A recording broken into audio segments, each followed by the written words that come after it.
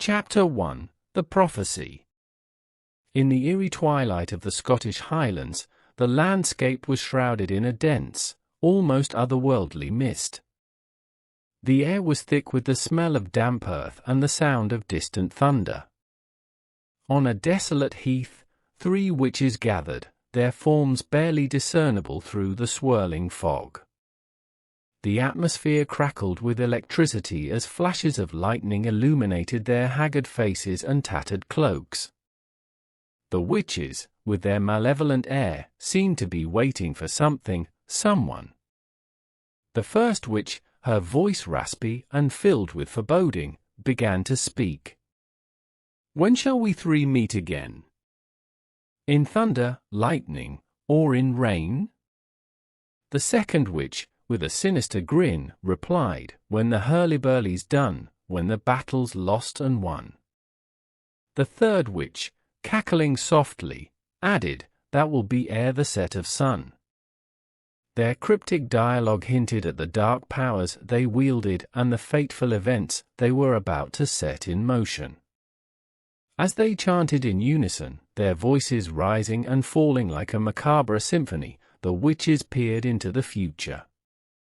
They saw visions of bloodshed and betrayal, of power and ambition. There to meet with Macbeth, they concluded, their eyes gleaming with malicious intent. The name hung in the air, heavy with significance, as the witches prepared to deliver their prophecy. Meanwhile, nearby on the heath, 2 noblemen, Macbeth and Banquo, were making their way back from a victorious battle.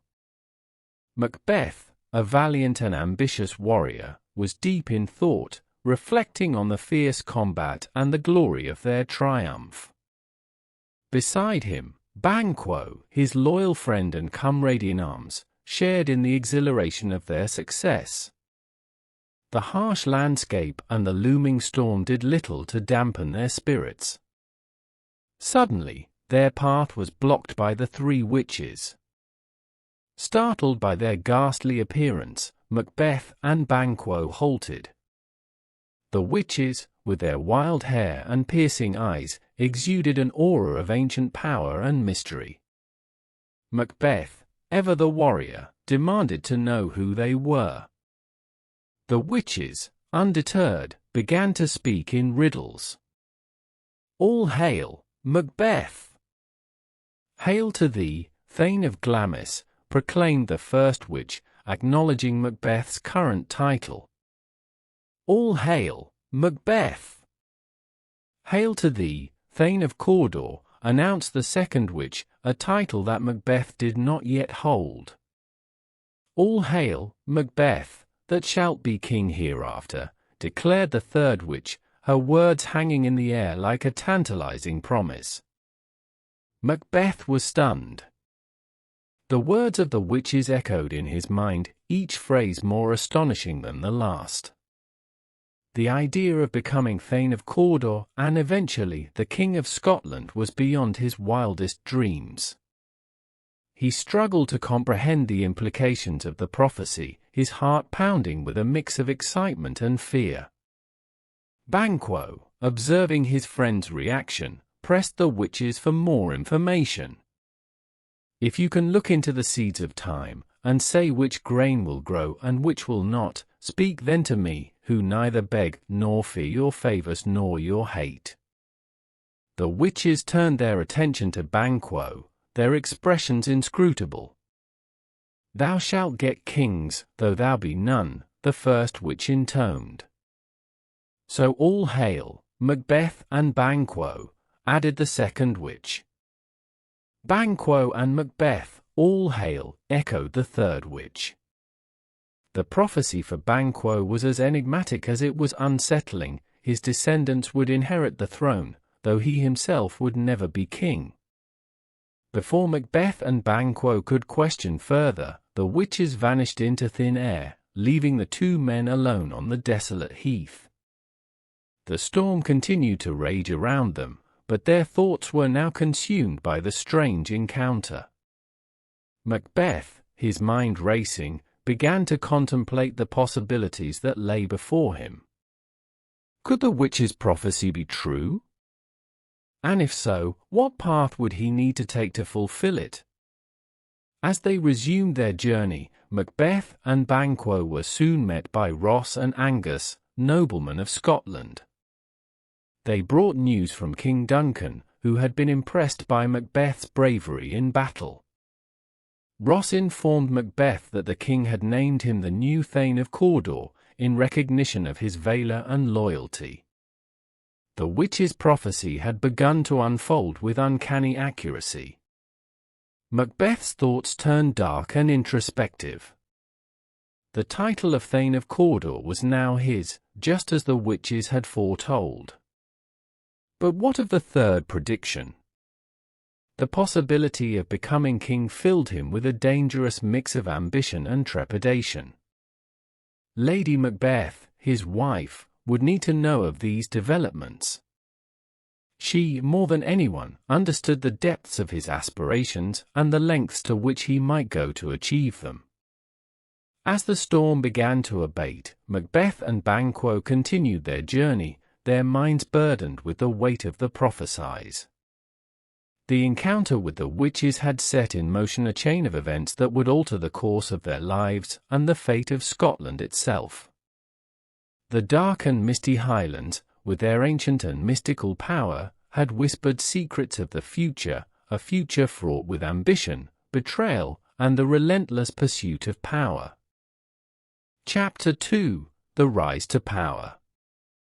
As Macbeth and Banquo traversed the rugged terrain of the Scottish Highlands, their minds were still reeling from their eerie encounter with the witches.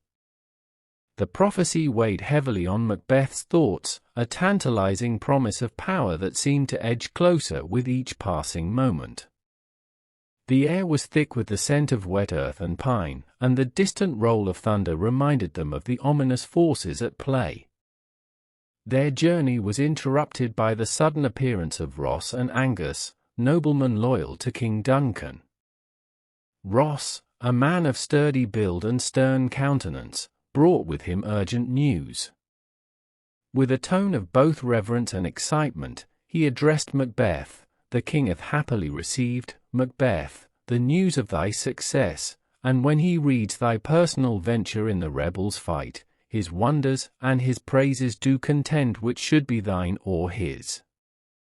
Silenced with that, in viewing o'er the rest o' the selfsame day, he finds thee in the stout Norwegian ranks, nothing afeard of what thyself didst make, strange images of death. As thick as tale came post with post, and every one did bear thy praises in his kingdom's great defence, and poured them down before him.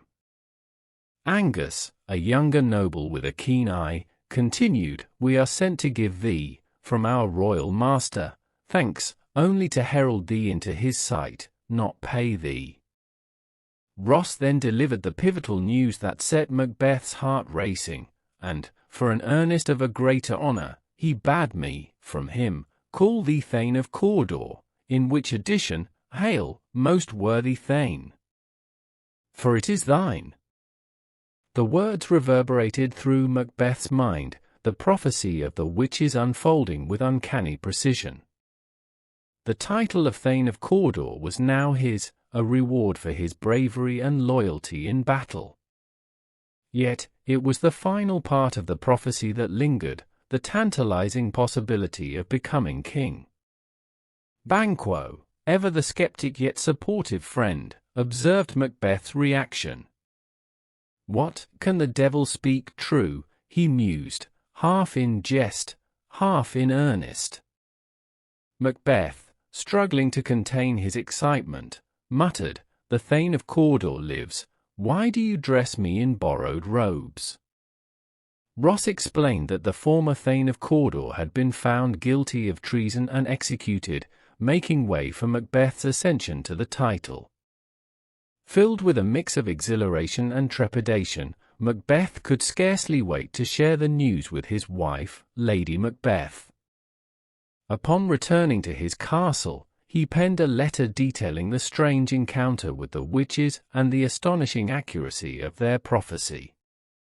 His words, laden with excitement and curiosity, conveyed not just the events but the profound implications they carried. Lady Macbeth received the letter with a feverish anticipation. Her ambition, long suppressed by the constraints of her gender and station, ignited like a flame.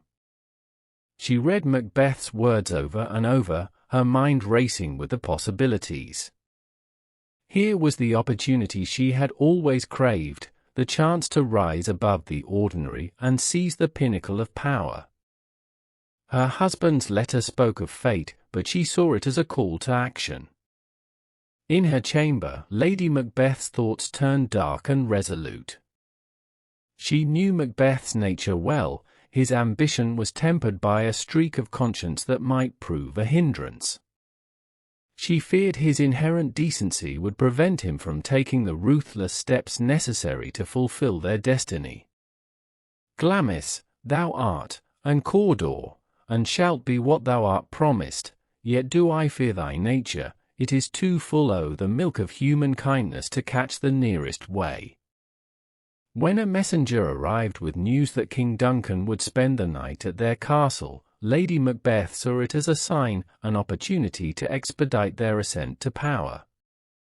She steeled herself for what needed to be done, calling upon dark forces to unsex her, to strip away her femininity and fill her with cruelty. She resolved to push Macbeth towards the crown by any means necessary. That evening, as Macbeth returned to the castle, he was greeted by a transformed Lady Macbeth.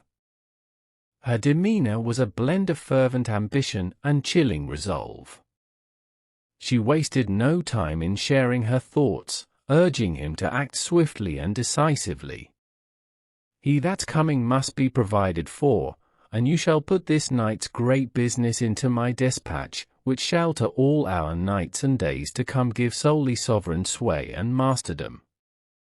Macbeth hesitated, his conscience wrestling with his ambition. The thought of murdering Duncan, a noble and gracious king, horrified him.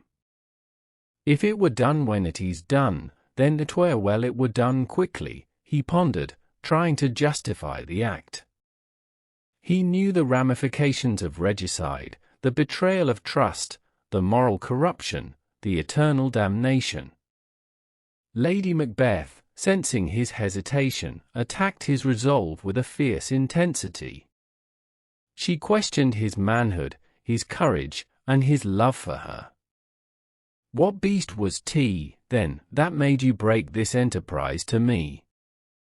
When you durst do it, then you were a man, and to be more than what you were, you would be so much more the man. Her words cut deep, stoking the flames of his ambition and shaming him into action. Driven by his wife's relentless pressure and his own burgeoning ambition, Macbeth agreed to the plan. They would murder King Duncan in his sleep, framing his guards for the crime. Lady Macbeth assured him of the plan's simplicity and their ability to succeed. Screw your courage to the sticking place, and we'll not fail. As night fell, the castle was enveloped in an unnatural stillness, the calm before the storm. Lady Macbeth prepared the scene, drugging the guards' wine to ensure they would not interfere. Macbeth, clutching a dagger, crept towards Duncan's chamber, his mind a tumult of fear, determination, and burgeoning madness. In the silent, moonlit corridors, Macbeth's resolve wavered momentarily. He imagined a dagger floating before him, its handle pointed towards his hand, its blade glistening with an invitation to murder. Is this a dagger which I see before me, the handle toward my hand? He whispered to the shadows, his sanity fraying at the edges. Summoning every ounce of his courage, Macbeth entered Duncan's chamber. The king slept peacefully, unaware of the betrayal lurking in the darkness. With a swift, brutal motion, Macbeth plunged the dagger into Duncan's heart. The king awoke momentarily, his eyes filled with shock and pain, before life ebbed away. blood stained Macbeth's hands and soul as he stumbled back to his wife. Lady Macbeth, ever practical, took the bloody daggers from him and placed them beside the unconscious guards, smearing them with blood to frame them for the murder. "A little water clears us of this deed," she assured him, though both would soon discover the indelible mark of guilt. The following morning, chaos erupted as Duncan's body was discovered. The castle was filled with cries of horror and disbelief. Macbeth and Lady Macbeth, feigning shock and grief, played their parts to perfection. Duncan's sons, Malcolm and Donalbain, fled in fear, suspecting treachery and knowing they might be next. With the king's heirs gone, the path to the throne lay open for Macbeth. He was crowned king, fulfilling the final part of the witch's prophecy. Yet, as he ascended to power, the weight of his actions began to bear down on him. The crown sat heavy on his head, a constant reminder of the blood that had been spilled. Macbeth's rise to power was swift and ruthless, orchestrated by his own ambition and Lady Macbeth's unyielding determination. But the seeds of doubt and guilt were already sown, and the path ahead promised not just glory, but a descent into darkness and madness. The witch's prophecy had set him on this course, and now, as king, Macbeth would face the consequences of his ambition and the relentless pursuit of power. Chapter 3: The Murder of Duncan. In the shadowy depths of Macbeth's castle, a sinister plot was unfolding, a plot that would stain the hands of its orchestrators with blood and forever alter the course of their lives. Lady Macbeth, consumed by ambition and driven by a thirst for power, had devised a plan to secure her husband's place on the throne. It was a plan that would require them to commit the ultimate act of betrayal or regicide. As the night settled over the castle like a heavy shroud, Lady Macbeth set her machinations in motion. She knew that King Duncan would be staying at their castle that evening, unaware of the danger that lurked within its walls. With a cold and calculating mind, she concocted a scheme to murder the king while he slept, ensuring that no one would suspect foul play. Macbeth, however, found himself torn between his ambition and his conscience. The idea of murdering his king, a man he had sworn to serve and protect, filled him with a deep sense of unease. He grappled with the moral implications of regicide, tormented by the thought of betraying his honor and staining his soul with innocent blood. Sensing her husband's wavering resolve, Lady Macbeth unleashed her full arsenal of manipulation and coercion. She questioned his manhood, taunting him with accusations of cowardice and weakness. "Art thou afeard to be the same in thine own act and valour as thou art in desire?" she sneered, her words a poisonous whisper in the darkness. But it was not just Macbeth's courage that Lady Macbeth sought to undermine, it was his very sense of self. She attacked his masculinity, his honor, his sense of duty, until he was left feeling stripped bare and vulnerable. When you durst do it, then you were a man, and, to be more than what you were, you would be so much more the man, she goaded, her voice dripping with contempt. Slowly, inexorably, Lady Macbeth wore down her husband's resistance, until he was left with no choice but to acquiesce to her demands. The flame of ambition burned bright within him, eclipsing any lingering doubts or misgivings. With a heavy heart and a mind clouded by guilt, Macbeth agreed to carry out the deed. That night, as darkness cloaked the castle in its embrace, Macbeth crept through the corridors like a ghost. His footsteps were muffled by the silence, his heart pounding with a mixture of anticipation and dread. The weight of the dagger in his hand felt like a leaden anchor, dragging him down into the depths of despair. With each step, Macbeth felt the walls closing in around him, suffocating him with the enormity of what he was about to do. Yet, propelled by a sense of inevitability and the whispered promises of power, he pressed on, his resolve hardening with each passing moment. Finally, he reached Duncan's chamber, a chamber that would soon become a chamber of horrors. The king lay sleeping, his peaceful slumber a stark contrast to the turmoil raging within Macbeth's soul. With trembling hands and a mind clouded by doubt, Macbeth raised the dagger high, poised to strike. For a fleeting moment, he hesitated, his conscience screaming for him to stop. But it was too late, the die had been cast, and there was no turning back. With a single, decisive blow, Macbeth plunged the dagger into Duncan's heart, snuffing out the life of the king and sealing his own fate in the process. As the echoes of the deed reverberated through the castle, Macbeth felt a wave of overwhelming guilt and remorse wash over him. The enormity of what he had done crashed down upon him like a tidal wave, threatening to drown him in a sea of despair. He fled from the chamber, his mind a whirlwind of panic and confusion. But even in his darkest hour, Macbeth found solace in the arms of his wife. Lady Macbeth, ever the consummate manipulator, reassured him with honeyed words and false promises. "A little water clears us of this deed," she whispered, her voice a soothing balm to his troubled soul. Together, they set about covering their tracks, fabricating a story to deflect suspicion away from themselves. Lady Macbeth took charge, orchestrating the scene with the precision of a master puppeteer. She smeared the sleeping guards with blood, planting evidence to incriminate them in the murder of the king. As the first light of dawn began to creep over the horizon, Macbeth and Lady Macbeth stood side by side, their hands stained with blood and their hearts heavy with guilt. They knew that the road ahead would be fraught with danger and deception, but they were willing to pay any price for the ultimate prize, the throne of Scotland.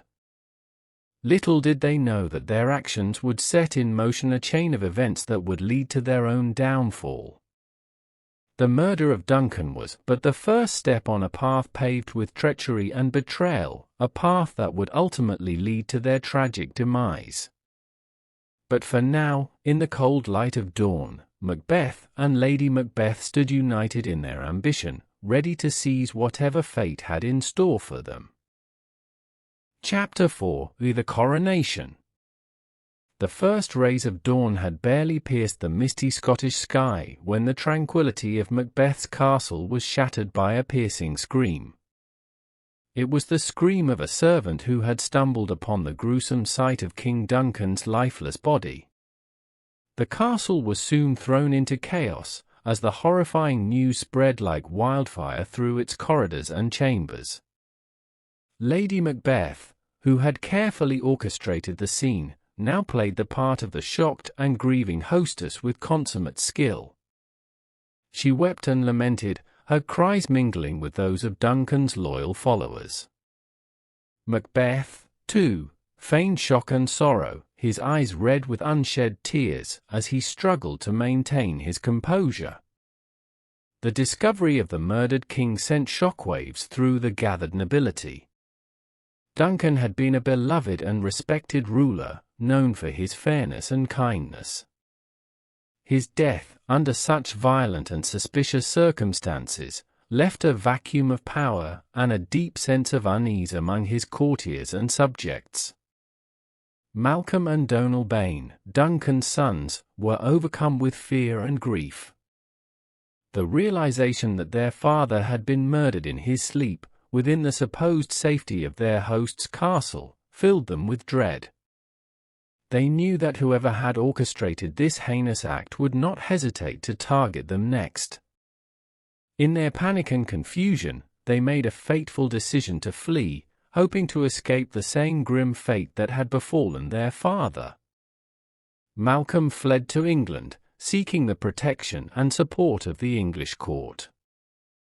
Donalbain, meanwhile, took refuge in Ireland, hoping to find safety across the sea. Their sudden departure, though driven by fear for their lives, had unintended consequences. In the eyes of many, it appeared as though the brothers were fleeing from guilt, not danger. The suspicion that they had orchestrated their own father's murder to seize the throne cast a dark shadow over their names. With Duncan's heirs gone and suspicion clouding their reputations, the path to the throne was cleared for Macbeth. He moved swiftly to consolidate his power, leveraging the chaos and uncertainty to his advantage. The nobles, eager to restore order and stability, had little choice but to accept Macbeth's ascension to the throne. The coronation was a grand affair, held with all the pomp and ceremony befitting a new king. The great hall of the castle was adorned with rich tapestries and banners, and the air was thick with the scent of incense and the sound of solemn chants. Macbeth, resplendent in royal robes, stood before the assembled nobility and clergy, his expression a mask of solemnity and resolve. As the crown was placed upon his head, a murmur of approval rippled through the crowd. Macbeth, the valiant warrior who had defended Scotland against its enemies, was now its king. The prophecy of the witches had come to pass, and the once ambitious Thane had ascended to the pinnacle of power. Yet, even in this moment of triumph, Macbeth could not shake the sense of unease that gnawed at his soul. The weight of his actions began to take a toll on Macbeth's psyche. The memory of Duncan's murder haunted him, a persistent spectre that invaded his thoughts and dreams. He saw the blood on his hands, felt the cold steel of the dagger, and heard the dying gasp of his king. No amount of feigned sorrow or public display could wash away the stain of his guilt. Lady Macbeth, too, was not immune to the consequences of their deed. Her initial resolve and determination had begun to waver, as the enormity of their crime pressed down upon her. She had succeeded in driving her husband to murder, but now found herself grappling with the aftermath of their ambition.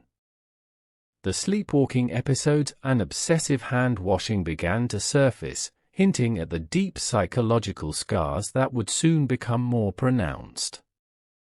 As Macbeth settled into his role as king, his paranoia began to grow. The witch's prophecy had foretold that Banquo's descendants would inherit the throne, and this knowledge gnawed at Macbeth's peace of mind. Banquo, his loyal friend and comrade, now became a potential threat to his hard-won power. The idea that his lineage might be supplanted by Banquo's filled Macbeth with a consuming fear. Banquo, ever the honorable and loyal subject, had no inkling of the dark thoughts that plagued Macbeth's mind. He remained steadfast in his duty, unaware that his very existence was seen as a threat by the new king. Banquo's son, Flens, was the embodiment of the witch's prophecy, a living reminder of Macbeth's precarious grip on the throne. To secure his position and eliminate any threats, Macbeth decided that Banquo and his son must be dealt with. He could not risk allowing Banquo's lineage to endure and fulfill the witch's prophecy. The once brave warrior now found himself orchestrating another sinister plot, one that would further darken his soul and cement his descent into tyranny. Macbeth arranged for a banquet to celebrate his coronation, inviting all the noblemen of Scotland. He masked his intentions behind a veneer of hospitality and camaraderie, but his mind was already plotting the next move. He hired assassins to ambush Banquo and Flens on their way to the banquet, ensuring that they would never pose a threat to his reign. As the fateful evening approached, Macbeth found it increasingly difficult to conceal his anxiety. The burden of his guilt and the fear of losing his power gnawed at him incessantly. He oscillated between moments of steely resolve and crushing doubt, his mind a battleground of conflicting emotions. The banquet began with great fanfare, the hall filled with the sound of laughter and music. Macbeth played the role of gracious host, but his eyes betrayed the turmoil within. He waited anxiously for news of the assassination, hoping that this final act would secure his throne and silence his fears. But fate had other plans. Banquo was indeed ambushed and killed, but his son Flens managed to escape. The news reached Macbeth in the midst of the celebration, striking him like a thunderbolt. His carefully laid plans had unraveled, and the threat to his reign remained. The strain of his actions and the weight of his paranoia finally broke Macbeth's composure. As he raised a toast to his guests, he was suddenly confronted by a ghostly apparition, the blooded spectre of Banquo. The sight filled him with terror, and he cried out in horror, startling the assembled nobles. To them, it seemed as though Macbeth was grappling with invisible demons, his sanity slipping away before their eyes. Lady Macbeth, ever the quick thinker, tried to cover for her husband's erratic behavior, dismissing it as a temporary ailment. But the damage was done. The seeds of doubt and suspicion had been sown among the nobles, and whispers of Macbeth's instability began to spread. The coronation, which should have marked the zenith of Macbeth's ambition, had instead become a harbinger of his downfall. The crown he had so desperately sought now felt like a cursed burden, driving him deeper into madness and tyranny. The witch's prophecy, which had once seemed a promise of glory, now loomed over him like a dark omen, its fulfillment inevitable and inescapable. As Macbeth retreated into the shadows of his castle, he was left to grapple with the consequences of his actions. The throne of Scotland was his, but at what cost? The blood on his hands could not be washed away, and the ghosts of his deeds would haunt him for the rest of his days. The rise to power that had begun with such promise now threatened to consume him entirely, leaving in its wake a legacy of blood and despair. Chapter 5: The Banquet. In the dark recesses of Macbeth's mind, a sinister plan took shape, a plan born of paranoia, ambition, and the desperate desire to secure his reign at any cost. Banquo and his son Flens were perceived as threats to Macbeth's power, their very existence a reminder of the witch's prophecy and the precariousness of his position. Determined to eliminate this threat once and for all, Macbeth made a fateful decision to hire assassins to rid himself of his perceived enemies. Under the cover of night, the assassins lay in wait, their swords poised to strike. As Banquo and Flens made their way to the royal banquet, they were ambushed by the hired killers. In a flurry of violence and bloodshed, Banquo was mercilessly cut down, his life snuffed out in an instant. But Flens, quick of foot and nimble of mind, managed to evade his pursuers and escape into the darkness. The news of Banquo's murder reached Macbeth as he prepared to host a grand banquet in celebration of his coronation. The timing of the assassination could not have been more fortuitous, or more damning. With Banquo dead and Flens on the run, Macbeth believed that he had finally eradicated the threat to his power. As the banquet got underway, the great hall of the castle was filled with the sound of laughter and music. The tables groaned under the weight of sumptuous food and drink, and the air was thick with the heady scent of incense. It was a scene of opulence and splendor, a testament to Macbeth's newfound status as king. But beneath the veneer of celebration, a tension simmered just below the surface. Macbeth, haunted by guilt and consumed by paranoia, could not shake the feeling of unease that gnawed at his soul. His mind was a whirlwind of conflicting emotions, his thoughts consumed by the spectre of Banquo and the ghosts of his own misdeeds. As Macbeth took his place at the head of the table, he was suddenly seized by a sense of dread. Before his eyes, a ghostly apparition materialized, a bloodied and disheveled figure that bore an uncanny resemblance to Banquo. The sight filled Macbeth with terror, and he recoiled in horror, his sanity teetering on the brink of collapse. To the assembled guests, Macbeth's erratic behavior was inexplicable and unsettling. They watched in stunned silence as he raved and gibbered, seemingly addressing an empty chair. Lady Macbeth, ever the consummate actress, tried to cover for her husband's outbursts, chalking them up to a momentary indisposition. But the damage to Macbeth's reputation had already been done. Whispers of his madness and instability began to spread among the nobles, casting a shadow over his reign.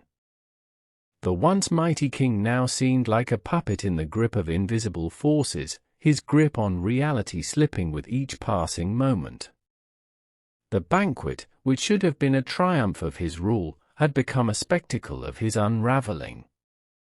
As the night wore on, Macbeth's descent into madness accelerated.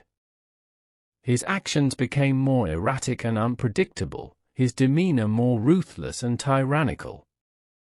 The ghosts of his past misdeeds haunted him at every turn, driving him to ever greater acts of desperation and cruelty. In his madness, Macbeth lashed out at those around him, seeing enemies and conspiracies where none existed. His paranoia knew no bounds, and he became increasingly isolated and mistrustful. Even Lady Macbeth, his once steadfast partner in crime, began to fear the depths of his madness and the darkness of his soul. As the banquet drew to a close, Macbeth retreated into the shadows of his castle, a broken and tormented figure. The crown that had once seemed like a symbol of his greatness now felt like a heavy burden, weighing him down with guilt and regret. The ghosts of Banquo and his own conscience haunted him, their whispers echoing in the recesses of his mind. In the cold light of dawn, as the last echoes of the banquet faded away, Macbeth was left to confront the consequences of his actions. His descent into madness had reached its zenith, and he stood on the brink of oblivion. The path he had chosen had led him to ruin, and now he faced the ultimate reckoning for his sins. Chapter 6: The Tyrant King. The once noble Macbeth, now haunted by Banquo's ghost and tormented by a conscience steeped in blood, found himself ensnared in a web of paranoia and despair. Each passing day intensified his fears and insecurities, pushing him further into the abyss of madness. Desperate for answers and reassurance, he resolved to seek out the witches once more, the enigmatic figures whose prophesize had set him on this dark path. Under the cover of darkness, Macbeth ventured into the bleak and barren heath where he had first encountered the witches. The air was thick with an unnatural chill, and the howling wind seemed to whisper ominous secrets. It was in this desolate landscape that the witches materialized once more, their ghastly forms emerging from the mist like phantoms from another world. "Speak, if you can, what fate awaits me now?" Macbeth demanded, his voice trembling with a mix of desperation and resolve. The witches, their eyes glinting with malevolent glee, began to weave a new tapestry of prophesize, each one more cryptic than the last. "Beware Macduff, beware the Thane of Fife," intoned the first witch, her voice echoing like a death knell in the still night air. The second witch, her face twisted into a macabre grin, added, "None of woman born shall harm Macbeth." The third witch, her voice a sinister whisper, concluded, "Macbeth shall never vanquished be until great Beinn armward to high Dunsinane hill shall come against him." Macbeth, blinded by his ambition and hubris, clung to these prophesies as assurances of his invincibility. He interpreted the witch's words to mean that he was immune to harm, that no man could defeat him, and no force could challenge his reign until an impossibility occurred. The notion of a forest marching to his castle seemed laughable, and the prophecy regarding his birth filled him with a dangerous sense of security. With these twisted assurances bolstering his resolve, Macbeth's descent into tyranny accelerated. He became increasingly ruthless and paranoid, seeing threats to his power everywhere. The prophecy to beware Macduff gnawed at him, feeding his fears and pushing him to take preemptive measures.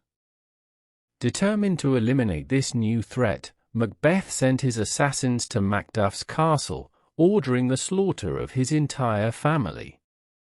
It was a deed of unspeakable cruelty, designed to send a message to any who might dare oppose him. The blood of innocents stained his hands, further blackening his soul and sealing his fate as a tyrant. The news of the massacre reached Macduff, who had fled to England to seek the support of Malcolm, Duncan's rightful heir. The horror of losing his wife and children filled Macduff with a righteous fury and a burning desire for vengeance. The murder of his family became a rallying cry, galvanizing those who had suffered under Macbeth's reign of terror. In Scotland, the weight of Macbeth's tyranny pressed heavily upon the land. His rule was marked by fear and oppression, with dissent ruthlessly crushed and loyalty enforced through brutality. The once respected Thane had become a despot, his castle a fortress of dread and suspicion. The nobility, who had once supported his rise, now whispered in dark corners, plotting his downfall. Lady Macbeth, once the driving force behind her husband's ascent to power, found herself consumed by guilt and madness. The blood she had so callously dismissed as easily washed away now haunted her every waking moment. Her sleep was plagued by nightmarish visions, and her waking hours were filled with obsessive hand-washing, as if trying to cleanse herself of the indelible stains of their crimes. Macbeth, increasingly isolated and unhinged, retreated further into his delusions of grandeur and invincibility. The witches' prophesize, meant to warn and forewarn, had instead become twisted pillars of his madness. He believed himself untouchable, his fate assured by supernatural forces beyond the understanding of mere mortals. Yet, despite his outward bravado, Macbeth's inner turmoil grew. The spectre of Banquo continued to haunt him, a constant reminder of the blood on his hands and the tenuousness of his hold on power. His mind, once sharp and strategic, was now a chaotic storm of fear, guilt, and rage. In England, Malcolm and Macduff rallied forces to challenge Macbeth's rule. The English king, moved by the plight of the Scottish people and the righteousness of their cause, offered his support. An army was assembled, and plans were laid to march on Scotland and dethrone the tyrant king. As the Allied forces gathered strength, a strange and fateful event began to unfold. In the heart of Great Bearnam Wood, the soldiers devised a cunning strategy to disguise their numbers and movements. They cut down branches and foliage, using them as camouflage as they advanced towards Dunsinane Hill. From a distance, it appeared as though the forest itself was marching, a living embodiment of the witch's prophecy.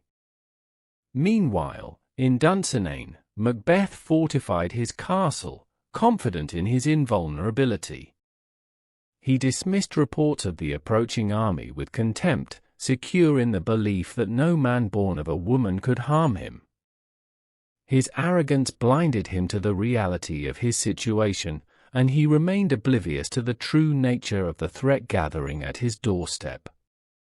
As the enemy forces drew nearer, the people of Scotland, weary of Macbeth's tyranny, began to rise in rebellion. His once loyal subjects turned against him, their hearts hardened by his cruelty and oppression. The walls of Dunsinane, which had once seemed impregnable, now felt like the walls of a prison, closing in on the doomed king.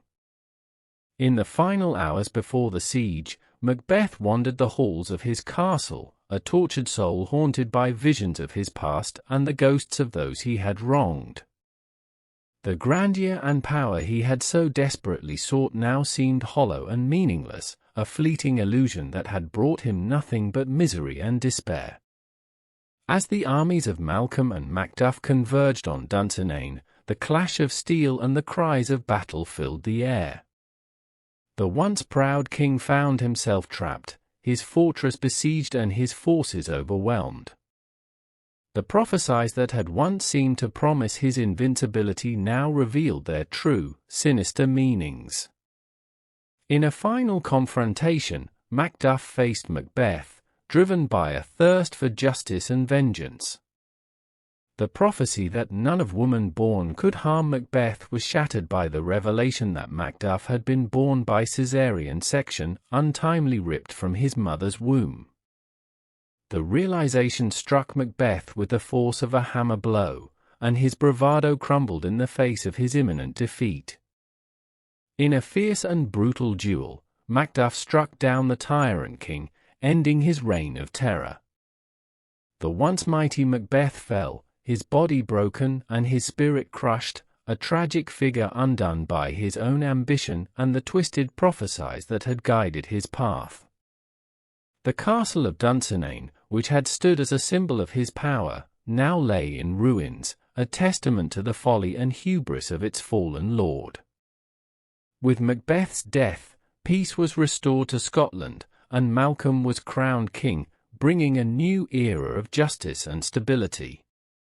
The land, scarred by the ravages of tyranny, began to heal, and the people looked to the future with hope and renewed faith.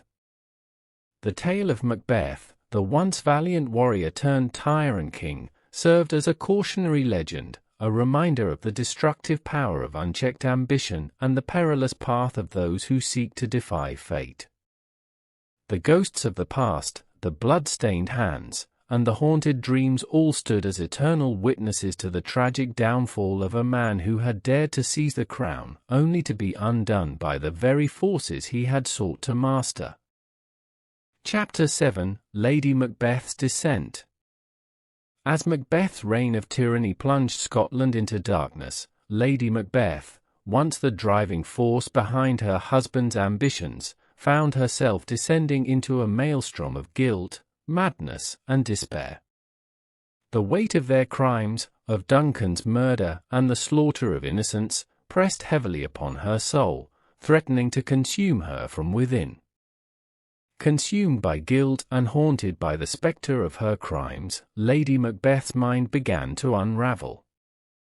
Sleep became a distant memory, as her nights were filled with fitful dreams and tormented visions. In her restless slumber, she saw the faces of those she had wronged, Duncan, Banquo, Macduff's family, accusing her with silent stares and accusing whispers. The days offered no respite, as Lady Macbeth was plagued by obsessive thoughts and compulsive behaviors. She would spend hours locked away in her chambers, scrubbing furiously at her hands, as if trying to wash away the stains of blood that lingered there. No amount of soap or water could cleanse her of the guilt that gnawed at her soul, leaving her feeling dirty and tainted beyond redemption. Her once fiery resolve began to falter, replaced by a creeping sense of doubt and self-loathing. The woman who had once urged her husband to commit unspeakable acts now found herself recoiling from the horrors they had unleashed. The blood on her hands, once dismissed with callous indifference, now stained her conscience like a permanent mark of shame. Lady Macbeth's descent into madness was marked by bouts of sleepwalking, during which she would reenact the events of Duncan's murder in a macabre pantomime. She would wander the halls of the castle in a trance-like state, her eyes vacant and her voice filled with the echoes of her guilt-ridden delusions. She would mutter fragments of conversation, reliving the night of the murder in a twisted parody of reality. Despite her increasingly erratic behavior, Macbeth remained oblivious to his wife's decline. Consumed by his own paranoia and obsession with maintaining his grip on power, he had little time or inclination to notice her suffering. His mind was consumed by thoughts of defense and survival, his nights filled with visions of enemies lurking in the shadows, waiting to strike. Lady Macbeth, once the mistress of her own fate, now felt herself adrift in a sea of madness and despair.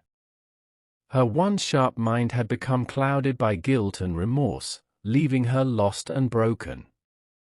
She longed for redemption, for a chance to atone for the sins that weighed so heavily upon her conscience, but she knew that such absolution would never come. In her darkest moments, Lady Macbeth found herself longing for the release of death, a final escape from the torment that plagued her every waking moment. But even death eluded her, as she was condemned to wander the halls of her own mind, forever tormented by the ghosts of her past. As the days turned into weeks and the weeks into months, Lady Macbeth's decline only deepened. Her once proud spirit had been broken, her will shattered by the weight of her guilt. She had become a shell of her former self, a shadow of the woman she had once been. In the end, Lady Macbeth's descent into madness served as a tragic coda to the tale of ambition and betrayal that had consumed her and her husband. She had sacrificed everything in pursuit of power, only to be left with nothing but the ashes of her dreams and the echoes of her own guilt-ridden madness. Chapter 8: The Gathering Storm. In the windswept hills of England, Malcolm, Duncan's rightful heir, and Macduff, the grieving Thane of Fife, forged alliances and rallied forces to overthrow the tyrant king who had plunged Scotland into darkness. The news of Macduff's family's murder at the hands of Macbeth's agents had ignited a fierce flame of vengeance within him, driving him to seek justice for his loved ones and liberation for his oppressed countrymen. As Malcolm and Macduff gathered supporters to their cause, they found allies among those who had suffered under Macbeth's reign of terror. Nobles, commoners, and exiles alike flocked to their banner, their hearts filled with a burning desire to see justice served and tyranny toppled. For Macduff, the desire for revenge burned like a wildfire in his veins. The loss of his family had transformed him into a man driven by a singular purpose, to bring down the man responsible for their deaths and to avenge their memory with every fibre of his being. Together, Malcolm and Macduff laid plans to march on Macbeth's stronghold at Dunsinane. They knew that victory would not come easily, for Macbeth's forces were formidable and his hold on power was ironclad.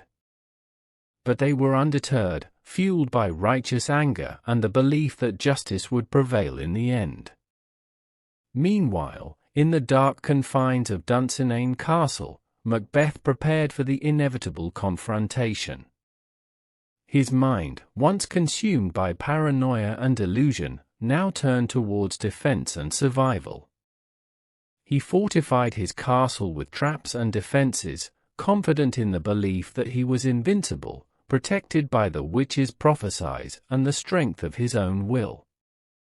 The witch's words echoed in his mind like a mantra, reassuring him of his untouchable status. None of woman born shall harm Macbeth, they had said, filling him with a false sense of security. He clung to these words like a lifeline, convinced that no force on earth could challenge his rule. As he surveyed the battlements of his fortress and watched his soldiers drill and train for battle, Macbeth felt a flicker of anticipation stir within him. He longed for the clash of steel and the thrill of combat, believing that victory was within his grasp. But beneath the veneer of confidence, doubts gnawed at Macbeth's soul. The memory of Banquo's ghost and the spectre of his own guilt haunted him, casting shadows over his thoughts and sowing seeds of uncertainty. He tried to push these doubts aside, burying them beneath a facade of bravado and bluster, but they persisted, like a persistent itch that could not be scratched. In the days leading up to the battle, Macbeth's mind was consumed by visions of the future, of victory and glory, or defeat and ruin. He saw himself standing triumphant on the field of battle, his enemies vanquished and his reign secure. But he also saw darker visions, of defeat and humiliation, of his enemies closing in around him like vultures circling a wounded animal. Yet, despite the whispers of doubt and the shadows of fear, Macbeth remained resolute in his determination to defend his throne at all costs. He would not go down without a fight, he vowed, his heart filled with a stubborn pride and a defiant will. As the armies of Malcolm and Macduff drew nearer, the tension in Scotland reached a fever pitch. The land itself seemed to tremble with anticipation, as if bracing itself for the storm that was about to break. The fate of a nation hung in the balance, and the echoes of history whispered of a reckoning that could not be avoided. In the heart of Duncan Castle, Macbeth waited, his sword at the ready and his eyes fixed on the horizon. The hour of destiny was at hand, and he stood poised to meet it head-on, his fate intertwined with the swirling currents of fate and fortune. Chapter 9: The Prophesize Unravel. As Malcolm's army advanced towards Dunsinane, the land trembled with anticipation, the echoes of ancient prophesize whispering through the air like an eerie prelude to the impending clash of armies. Macbeth, once so confident in his invincibility, felt a chill of doubt creep into his heart as he watched the forest of Bearnarm draw ever nearer. For weeks, Macbeth had fortified his castle and bolstered his defenses, convinced that no force on earth could challenge his rule. But now, as he beheld the sight of the advancing army, his confidence began to waver. The witches' prophesize, once a source of reassurance, now loomed over him like dark omens, their true meanings beginning to unravel before his eyes. In a desperate bid to gain the upper hand, Malcolm's forces employed a cunning strategy, cutting down branches from Bearnarm to use as camouflage. As they advanced towards Dunsinane, the soldiers held the branches aloft, creating the illusion of a moving forest, an image that sent a shiver of fear down Macbeth's spine. The sight of Bearnarm coming to Dunsinane struck at the heart of Macbeth's confidence, challenging the very foundations of his belief in his invincibility. The witch's prophecy, once dismissed as a fanciful riddle, now revealed its true, sinister meaning, filling Macbeth with a sense of dread and foreboding. As the battle drew near, Macbeth steeled himself for the inevitable confrontation, his mind a whirlwind of conflicting emotions. Fear and doubt warred with pride and defiance, each vying for dominance as he prepared to meet his fate on the field of battle. When the two armies clashed, Macbeth fought with the ferocity of a cornered beast, his sword cleaving through enemy ranks with deadly precision. He was a whirlwind of death and destruction, his every blow a testament to his desperation and resolve. In the chaos of battle, Macbeth found himself face to face with Macduff, the Thane of Fife, whose thirst for vengeance burned with an intensity matched only by Macbeth's own desire for survival. As the two warriors locked eyes, a silent understanding passed between them, a recognition of the inevitability of their fate, and the role each would play in shaping the destiny of Scotland. It was then that Macduff revealed the truth behind the witch's prophecy, his words cutting through the haze of battle like a bolt of lightning. "Macbeth, I was not born of woman in the usual sense," he declared, his voice ringing out with clarity and conviction. "I was delivered by caesarean section, untimely ripped from my mother's womb." The revelation struck Macbeth like a thunderbolt, filling him with a terror unlike anything he had ever known. The witch's prophecy, which he had clung to like a lifeline, now revealed its true, chilling meaning, leaving him paralyzed with fear and disbelief. In that moment of clarity, Macbeth saw the folly of his arrogance and the inevitability of his downfall. The forces of fate had conspired against him, and no amount of bravado or bluster could change the course of destiny. He was a man undone, a king brought low by his own hubris and the machinations of unseen forces beyond his control. As Macduff raised his sword to strike the final blow, Macbeth's thoughts turned to the legacy he would leave behind, a legacy of blood and betrayal, of ambition gone awry and dreams turned to dust. In his final moments, he was a broken man, stripped of his illusions and laid bare before the merciless judgment of history. As the battle raged on around them, Macbeth and Macduff faced each other in a final, fateful confrontation. The clash of their swords echoed through the air like a dirge, a symphony of violence and despair that heralded the end of an era and the dawn of a new age. In the end, Macbeth fell, his body broken and his spirit shattered, a tragic figure undone by his own ambition and the inexorable march of fate. The castle of Dunsinane, which had once stood as a symbol of his power and glory, now lay in ruins, a testament to the folly of mortal men and the capricious whims of destiny. And so, the tale of Macbeth, the valiant warrior turned tyrant king, the victim of his own ambition and the prophesize of witches, came to its inevitable conclusion. His reign of terror was ended, his legacy consigned to the annals of history, where it would be remembered as a cautionary tale of the perils of unchecked ambition and the dangers of tampering with forces beyond mortal ken. Chapter 10: The Fall of Macbeth. In the final moments of the epic struggle for Scotland's soul, Macduff and Macbeth faced each other in a climactic duel, a clash of swords that would determine the fate of a nation and the legacy of its fallen king. With every strike and parry, the echoes of history reverberated through the air, a symphony of steel and sweat that spoke of the bloodshed and betrayal that had brought them to this fateful moment. Macduff, fueled by righteous anger and the burning desire for vengeance, fought with the ferocity of a lion unleashed. His every blow was a testament to the suffering of his people and the injustice of Macbeth's tyrannical rule.